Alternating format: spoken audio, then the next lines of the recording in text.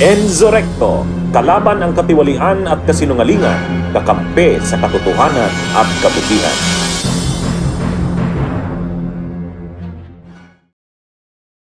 Mga kabunyog, mga kababayan, magandang araw po sa inyong lahat. Mabuhay po tayo. Welcome sa isa na namang episode ng ating talakayan dito po sa Attorney Enzo Bunyog. Kung hindi pa po kayo nakasubscribe sa Attorney Enzo Bunyog YouTube channel, subscribe na po kayo. Kung hindi pa po kayo nakafollow sa Informador, meron po tayong Informador Meta or Facebook page. Follow na po kayo. O mga kabunyog, pag-usapan natin itong tungkol sa pagkakahospital ni PBBM. Na-hospital si PBBM nung isang gabi. Inobserbahan siya sa St. Luke's yata sa St. Luke's. Overnight. Pero, ang ano dito, tinanong si PBBM, ano po bang masasabi nyo sa mga kritiko ninyo na parang nag-iisip ng masama sa inyong pagkakahospital? Sabi ni PBBM, ano na lang, sorry na lang sa kanila. Sabi niya, ito yung banat niya sa kanyang mga kritiko. Sabi ni PBBM, sorry na lang sa kanila. Hindi naman daw life-threatening yung kanyang sakit. Hindi naman daw life-threatening. Kasi, ano lang naman, ang sakit ni PBBM, ayon mismo yan sa kanya, at saka kay Yussi Claire Castro, ito, ang sagot ni PBBM, wag muna kayo masyado ma-excite dahil it's not a life-threatening condition. Huwag kayong mag-alala. The rumors of my death are highly exaggerated. Yan. Yan yung sabi ni PBBM. Ang sakit niya, ano ba yun? Nakalimutan ko. Diverticulitis. Yun.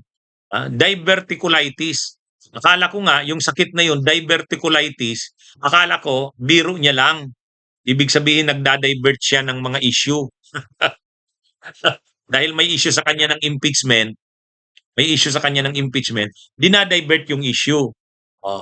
Kunwari, itong issue sa kanya sa health, na na-hospital siya, para hindi pag-usapan yung impeachment niya. So parang, ang ini-issue sa kanya, nang da-divert ng issue, nagdi-distraction o distract. Ngayon, tiningnan ko, mayroon talaga palang sakit na diverticulitis. Totoo pala yung sinasabi niya.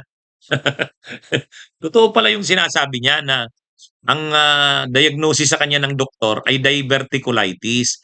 Anyway, masyadong technical yung term, medical term. Pero sakit sa tiyan.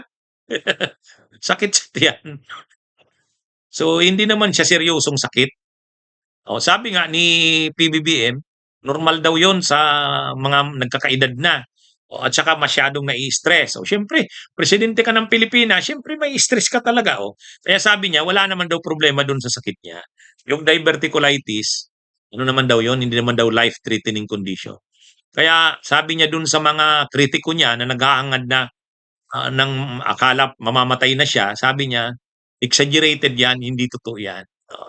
Anyway, mga kabunyog, mga kababayan, yan yung tungkol sa bali-balita na na-hospital si PBBM.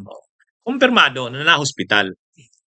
Totoo naman na confine, overnight doon sa St. Luke's, kailangan kasing obserbahan. Pero hindi naman daw ang banat ni PBBM doon sa mga nag-iisip sa kanya ng exaggerated na tay na siya or delikado ang lagay niya, hindi. Sabi rin ni Yussi Claire Castro, ano daw ang advice ng doktor, wag munang magtrabaho. Kaya lang masyado daw hindi daw sumusunod si PBBM. Yung isa kasi sa dahilan daw nung na yon, diverticulitis na yon, sobrang stress.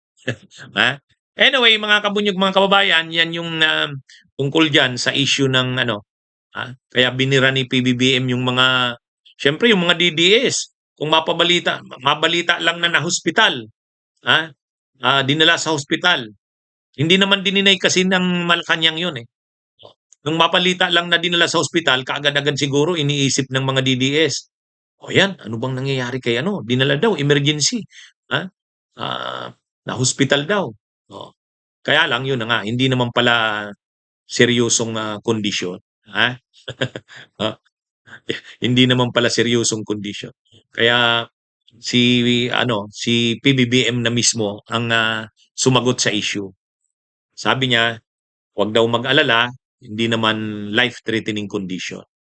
Hmm, mayroon pa ngang ano, mayroon pa ngang ginawa pa ngang katatawanan ng mga ano, ng mga DDS. Siguro daw sino ba 'yun? Parang si Bing Guanzon nga, si Guanzon na naman yata nag-issue nun. Ano ano ba, na-overdose? Siyempre kino-connect na naman dun sa issue ng paggamit ng illegal na droga ni PBBM. May gano'n na naman na mga post, eh. Ano ba, na-overdose? O nasobrahan ba ng ano, paggamit ng droga?